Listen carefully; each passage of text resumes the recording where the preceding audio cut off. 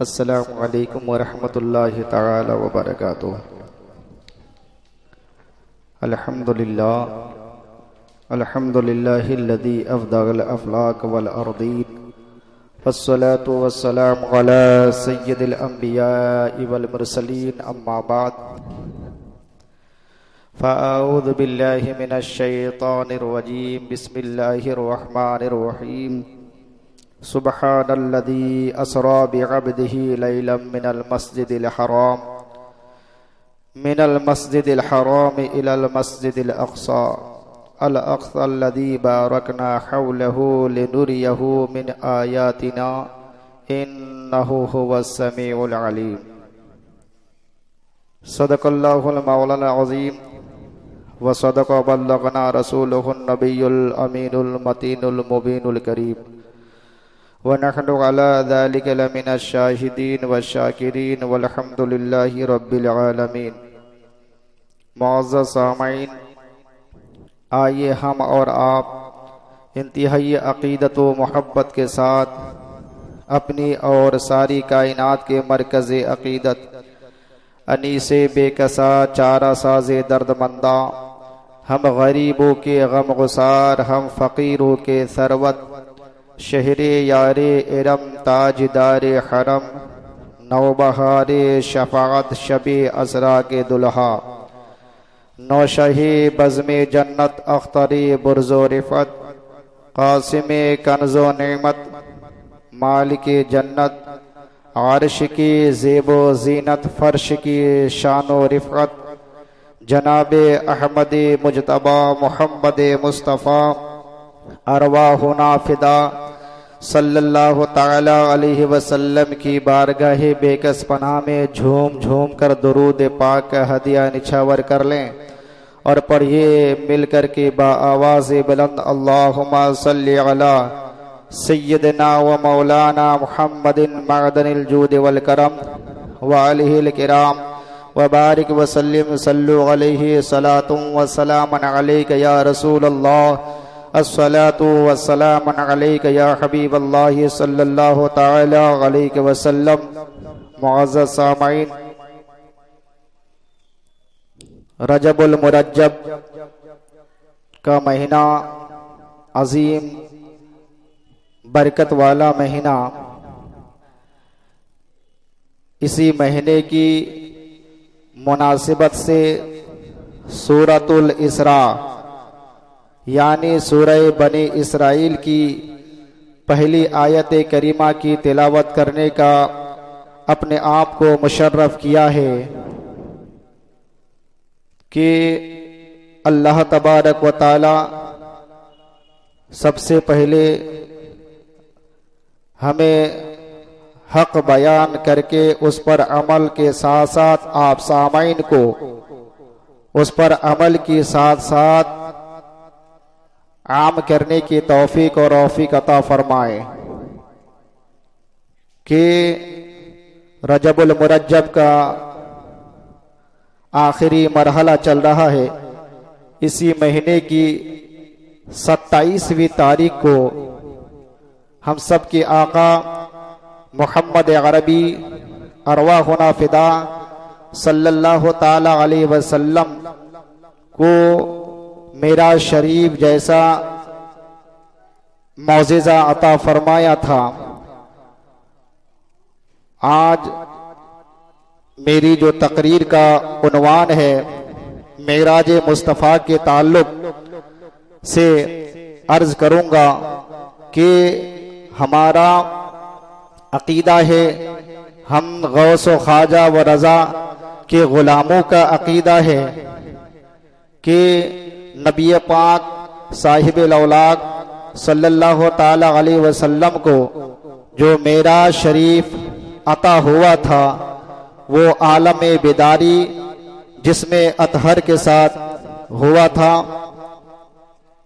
और इसी मुनासिबत से इमाम अहले सुन्नत अजीमुल बरकत फाजिल बरली रदियल्लाहु तबारक व ताला अन्हु फरमाते हैं कि वो सरवरे किश्वरे रिसालत जो अर्श पर जलवगर हुए थे वो सरवरे किश्वरे रिसालत जो अर्श पर जलवागर हुए थे, नए निराले तरब के सामा अरब के मेहमा के लिए थे।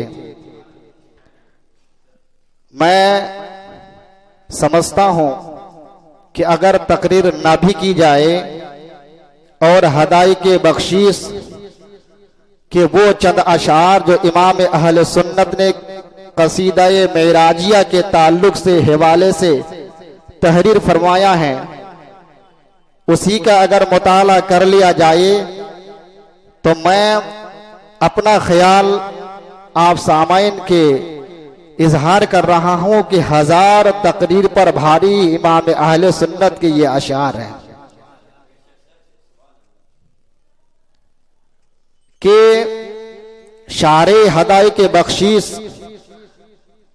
लिखते हैं कि एक साहब इमाम अहले सुन्नत की बारगाह में हाजिरी दी और अर्ज किया, इमाम, मैंने मुस्तफ़ा जान रहमत सल्लल्लाहु ताला अलैहि वसल्लम के मेराज के ताल्लुक से कुछ अशार लिखा है, आप चेक कर लें। इमाम अहले सुन्नत ने जवाब दिया कि क्योंकि वो जोहर का वक्त था, आपने जोहर की नमाज भी नहीं पढ़ी थी और आपकी आदत थी कि जोहर के बाद आप जोहराना खाना खाते, फिर कैलुला भी फरमाते, तो आपने कुछ ना किया था। वो साहब ने जब कहा, वो पर्ची लेकर के हाजिरी दी कि चेक कर दें, तो इमाम ने फरमाया, अभी तो मैंने जोहर की नमाज भी नहीं पढ़ी है और ना ही खाना खाया और ना ही कैलुला किया। अलबत्ता आप असर की नमाज के बाद आए दरबार में, दरबार लगती है, लोग इस्लाह के लिए हाजिरी देते हैं, आप भी तशरीफ लाएं। चुनांचे वो साहब जब चले गए तो इमाम ने उस पर्ची को लिया जोहर की नमाज के बाद और जोहराना खाना खाने के बाद कैलुला। इमाम अहले सुन्नत की ये शान थी कि अगर कोई साइल आपके दर आता किसी मसले को लेकर, तो जब तक कि उस मसले को हल नहीं फरमा देता तब तक कि आपको चैन और सुकून नहीं मिलता। इसीलिए कहते हैं कि इमाम का हम सुन्नियों पर इतना बड़ा एहसान है कि उसका हम शुक्रिया अदा कर भी नहीं सकते। इमाम को इमाम सिर्फ किसी एक मजहब का इमाम नहीं है, किसी एक फिरके का इमाम नहीं है, किसी कादरी का इमाम नहीं, किसी चिश्तियों का इमाम नहीं, किसी शोहरवर्दियों का इमाम नहीं, किसी नक्शबंदियों का इमाम नहीं, बल्कि हर एक फर्द का इमाम इमाम अहले सुन्नत है कि उसने मजहब इस्लाम की मुहाफिज के लिए अल्लाह अकबर 24 घंटे के अंदर 22 घंटे जो जागते हो और सिर्फ 2 घंटे सोते हो, उसी को इमाम अहमद रजा कहते हैं। सिर्फ 2 घंटे सोते हो। पर्ची हाथ में ली और लेकर के जब देखने लगा और उस अशार पढ़ने लगे तो उस साहब ने इस अंदाज में अशार लिखा, अलबत्ता याद तो नहीं है, अलबत्ता आगे जुमा को बयान करूंगा कि उसका मैं मफहूम अपने अल्फाज के जामे में आया करूं कि उसमें लिखा था, आसमानों का तारुफ हो रहा था और गंगा जल का तो तस्करा हो रहा था। इमाम अहले सुन्नत ने सोचा कि उस नबी की शान, अल्लाह अकबर, इस तरीके से गैर मेयारी अशार जो कि उन्होंने तहरीर किया है कि जिस शान के वो नबी है उस शान से अशार लिखे नहीं गए। चुनांचे कलम लेते हैं और लिखने के कलम लेकर के जब लिखना शुरू करते हैं, जिस असर की नमाज से पहले तक अल्लाह अकबर 77 या 78 अशार लिख लेते हैं और जिसका नाम रखा जाता है कसीदा-ए मेराजिया। और मतलब उसकी इब्तदा यहां से होती है कि वो सरवरे किश्वरे रिसालत जो अर्श पर जलवागर हुए थे, वो सरवरे किश्वरे रिसालत जो अर्श पर जलवागर हुए थे, नए निराले तरब के सामा अरब के मेहमा के लिए थे। नए निराले तरब के सामा अरब के मेहमान के लिए थे। तबारक अल्लाह शान तेरी तुझी को ज़ेबा है बेनियाजी, कहीं तो हो जोशे लम तराने कहीं तकाज़े विसाल के थे। वहां फलक पर यहाँ जमीन में रची थी शादी मची थी धूमें, इधर से अनवार हंसते आते उधर से नफात उठ रहे थे। अल्लाह अकबर। आगे बयान यूं करते हैं कि हिजाब उठने में लाखों पर्दे, हर एक पर्दे में लाखों जलवे, अजब घड़ी थी वस्ले फुरकत जन्म के बिछड़े मिले थे। और गया कौन? इमाम ने एक शेर में ये भी बयान फरमाया क्योंकि हमारा अकीदा है कि अल्लाह के रसूल सल्लल्लाहु ताला अलैहि वसल्लम ने अपने माथे की आंख से अल्लाह का दीदार किया है, अल्लाह को देखा है। जबकि इस मसले पर अइम्मा का इख्तलाफ है। कुछ लोगों ने कहा कि दिल के आंखों से देखा, मगर जमहूर का इस बात पर इत्तेफाक है और इसी कौल को हमारे इमाम अहले सुन्नत अहमद रजा खान फाजिल बरड़ी रज़ी अल्लाह तबारक व तआला अन्हु ने भी अपनाया कि अल्लाह के रसूल ने अपने माथे की आंख से अल्लाह का दीदार किया और आलम बेदारी जिसमें अतहर के साथ। तो लोगों का जो इख्तलाफ है ये कि नबी की मेराज तो हुई, कुरान से साबित है। किसी का कहना ये कि मस्जिद हराम से लेकर मस्जिद अक्सा तक, किसी का ये कहना कि सिर्फ आसमानों का सैर किया, किसी का ये कहना कि सिदरातुल मुंतहा तक, और किसी का ये कहना कि नहीं सिदरातुल मुंतहा तक जिब्रील अलैहिस्सलाम को दीदार किया। इस तरीके से उलमा ने बयान फरमाई, मगर इमाम ने कहा कि नहीं, बल्कि हमारा अकीदा यह है कि अल्लाह के रसूल ने अपने माथे की आंख से अल्लाह का दीदार किया। और जाने वाला कौन, ले जाने वाला कौन? इमाम कहते हैं वही है अव्वल, वही है आखिर, वही है जाहिर, वही है बातिन, वही है अव्वल, वही है आखिर, वही है जाहिर, वही है बातिन। उसी के जलवे, उसी से मिलने, उसी से उसकी तरफ गए थे, उसी से मिलने उसी की तरफ गए थे। चुनांचे देखिए ये मौजेज़ा मेराज एक ऐसा मौजेज़ा है जो आमिना के लाल को अता हुआ, किसी नबी को किसी रसूल को अता ना हुआ। ये मेराज एक ऐसा मौजेज़ा है कि इस मौजेज़ा के अंदर हजारों मौजेज़ा मौजूद है। अगर पढ़ने वाला पढ़े, मैं तो तकरीबन 10-12 साल से तकरीर करता हूं और जब भी मुताला करता हूं पढ़ते रहता हूं, लेकिन आज तक मुकम्मल मेराज को मैं पढ़ ना सका। और मेरी क्या हैसियत, अलबत्ता उस मेराज के अंदर सैकड़ों मौजिज़ा मौजूद है। कि मौजिज़ा किसको कहते हैं? कि मौजिज़ा देखिए, एक होता है मौजिज़ा और एक होता है आयत और एक होता है करामत। तीन चीजें होती है। आयत, तवज्जो से सुने, हजरत शेख अब्दुल हक मुहद्दिस देहलवी रहमतुल्लाहि तालई मदारिज नुबुव्वत के अंदर लिखते हैं कि अगर कोई काम, कोई अमल वास्ता के बगैर आदत के खिलाफ अल्लाह की जात पाक से जाहिर हो, उसे आयत कहते हैं, उसे आयत कहते हैं। मिसाल के तौर पर सफा मरवा की पहाड़ है, ये अल्लाह की आयत है, अल्लाह की निशानी है। हजरत आदम अलैहिस्सलातु व तस्लीम का वजूद मुआरिज बिन माँ बाप के आना, हजरत हव्वा रज़ी अल्लाह तबारक व तआला अन्हा का वजूद बिन माँ के होना, हजरत ईसा अलैहिस्सलातु व तस्लीम का वजूद बिन बाप के आना,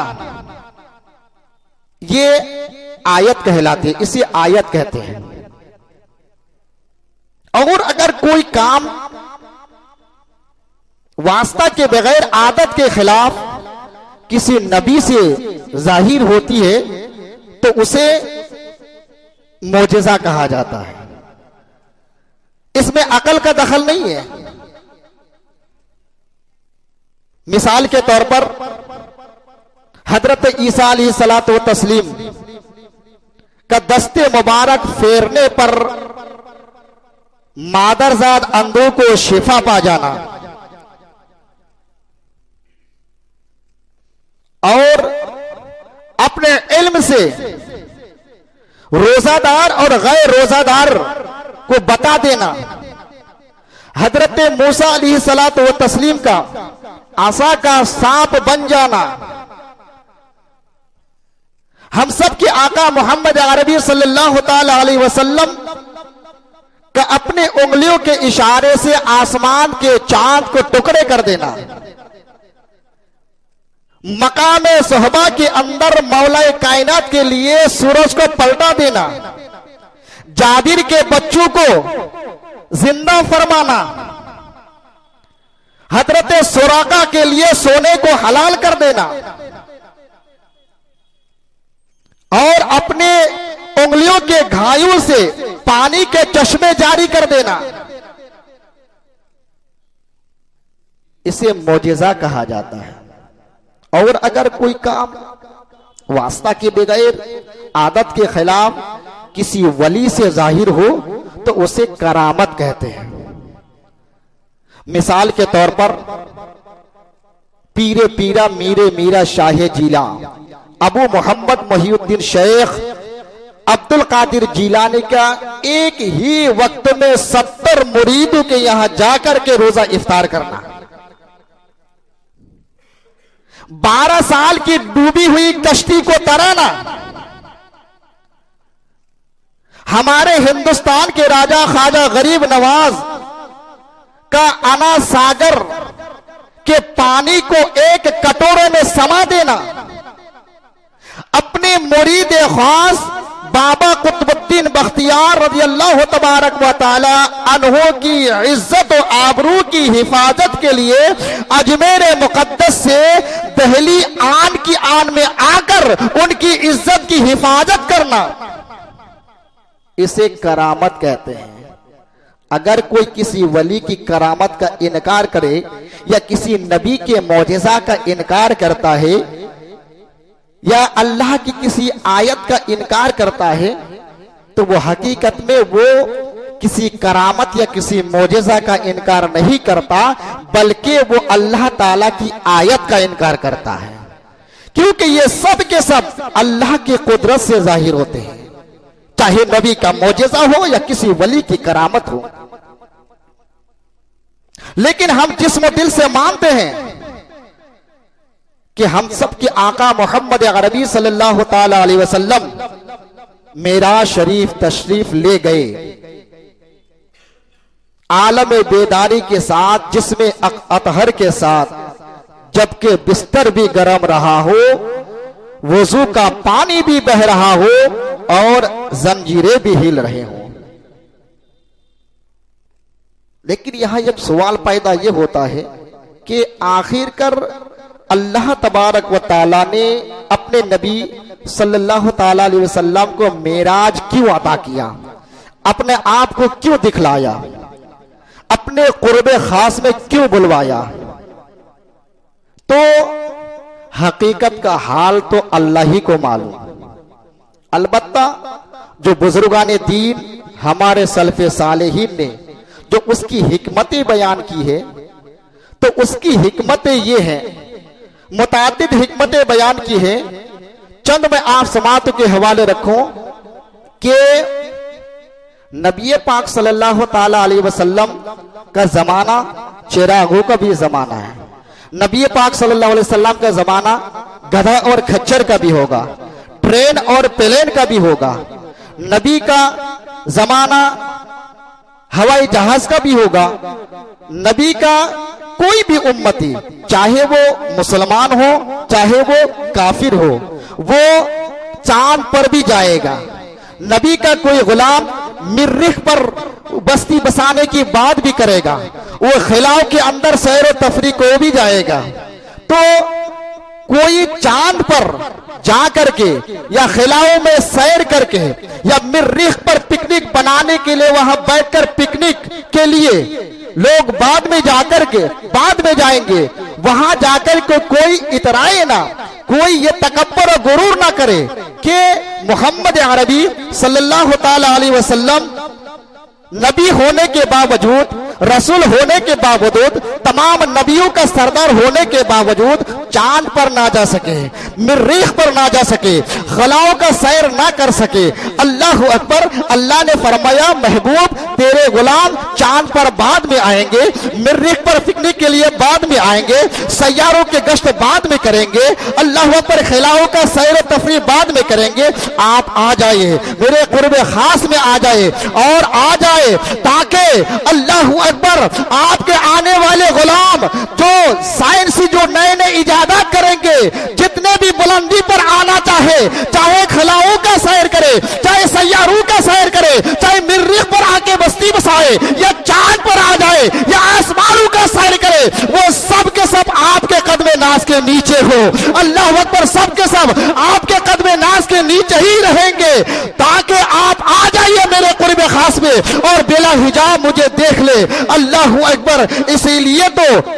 इसीलिए तो किसी शायर ने क्या ही खूब कहा है कि हजारों जिब्राइल उलझे हुए इस गर्दे मंजिल में, ये कहने पर मजबूर हो जाए कि हजारों जिब्राइल उलझे हुए हैं इस गर्दे मंजिल में, न जाने किस बुलंदी पर है काशाना मोहम्मद का।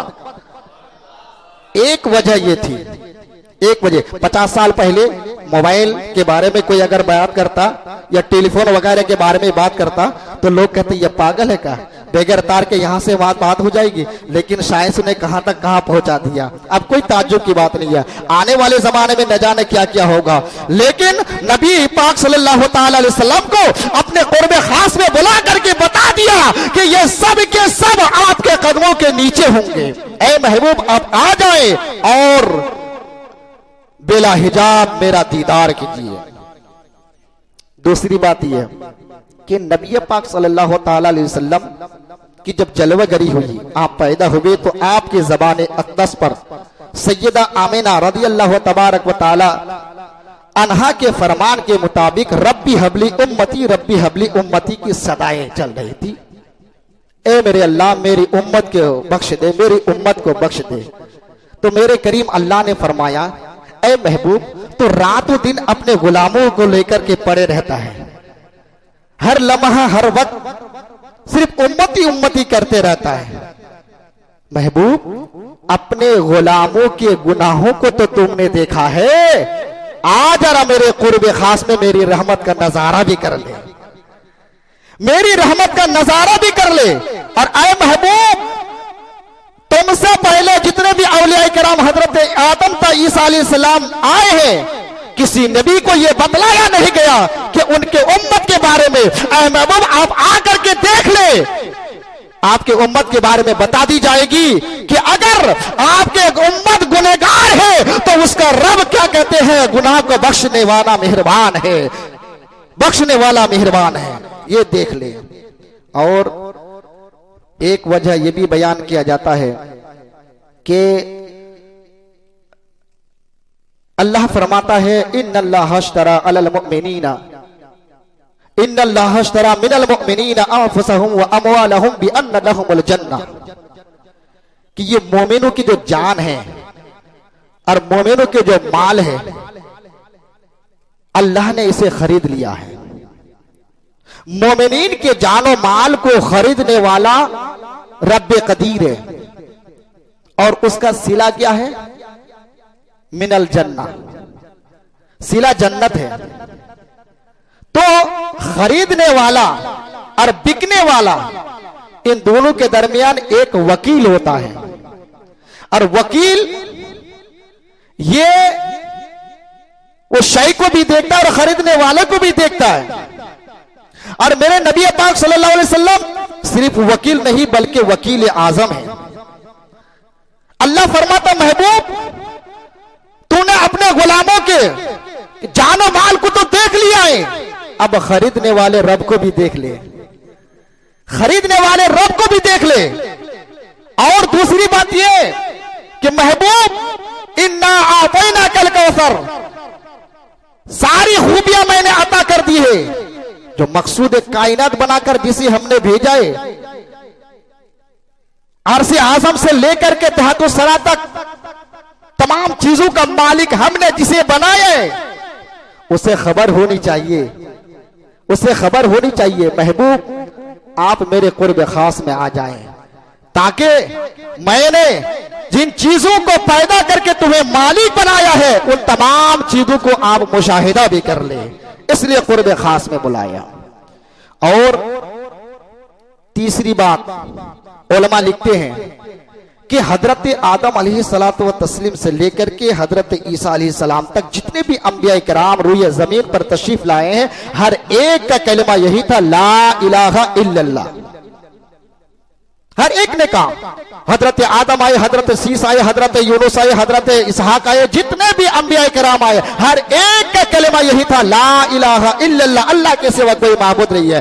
मगर हजरत आदम से लेकर के हजरत ईसा अलैहिस्सलाम तक किसी नबी ने अल्लाह को देखा नहीं था, किसी रसूल ने अल्लाह को देखा नहीं था, अल्लाह पर किसी पैगंबर ने अल्लाह को देखा नहीं था। हर एक दिन देखे गवाही दे रहे थे कि अल्लाह के सिवा कोई माबूद नहीं है, अल्लाह के सिवा कोई माबूद नहीं है। अब जरूरत थी इस कायनात को कि एक ऐसे शान वाले नबी आए जो जा करके अल्लाह को बिला हिजाब देख करके जमीन पर गवाही दे कि हमने इन आंखों से अल्लाह का दीदार किया है, हमने इन आंखों से अल्लाह का दीदार किया है, ताकि अल्लाह अकबर ये जो गवाही का इख्तिताम, शहादत का इख्तिताम गवाही पर खत्म हो जाए। तो अल्लाह ने फरमाया, महबूब आप मेरे खुर्ब खास में आ जाइए और आकर के मेरा दीदार कर लीजिए, मुझे देख लीजिए, मैं तुझे देख लो, तू मुझे देख ले। देखने का मजा आज की रात है। अल्लाह अकबर। तो फिर वो जब रजब अल मुरज्जब की 27वीं तारीख आती है, अल्लाह बजरिया जिब्रील अल्लाह अकबर अपने कुर्ब खास में बुलाता है।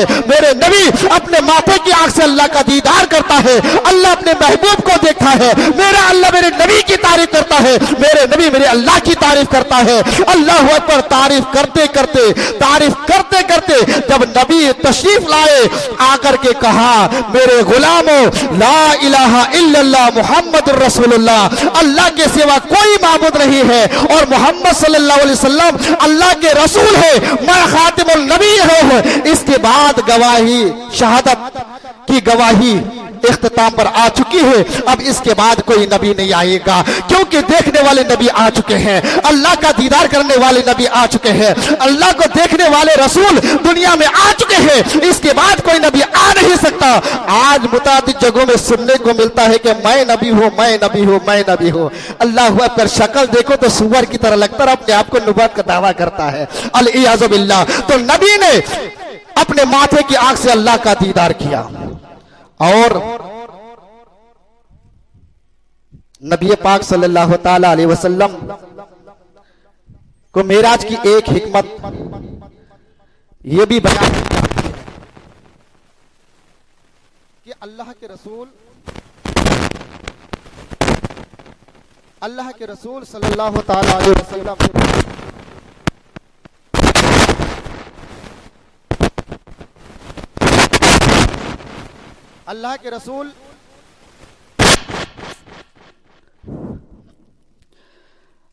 अल्लाह के रसूल सल्लल्लाहु ताला अलैहि वसल्लम अल्लाह के कुर्ब खास में पहुंचे।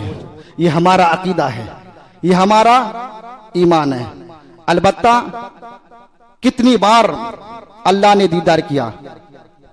मुस्लिम शरीफ की रिवायत है, हजरत अब्दुल्ला इब्ने अब्बास कहते हैं कि अल्लाह के रसूल ने अपने माथे की आंख से अल्लाह को 2 मरतबा देखा, 2 मरतबा।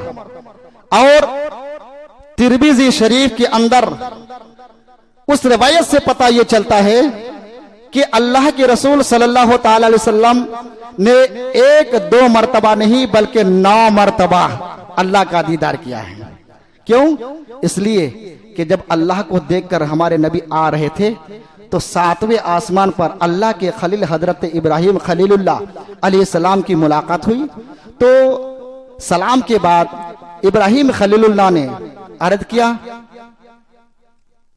ए मोहम्मद सल्लल्लाहु अलैहि वसल्लम, अल्लाह को देख करके आप आ रहे हैं, अल्लाह ने तोहफे में क्या दिया? तो मेरे नबी ने फरमाया 50 वक्त की नमाजें हैं। जानते हैं 50 वक्त की नमाजें हैं। हजरत इब्राहिम ने फरमाया कोई बात नहीं। क्यों?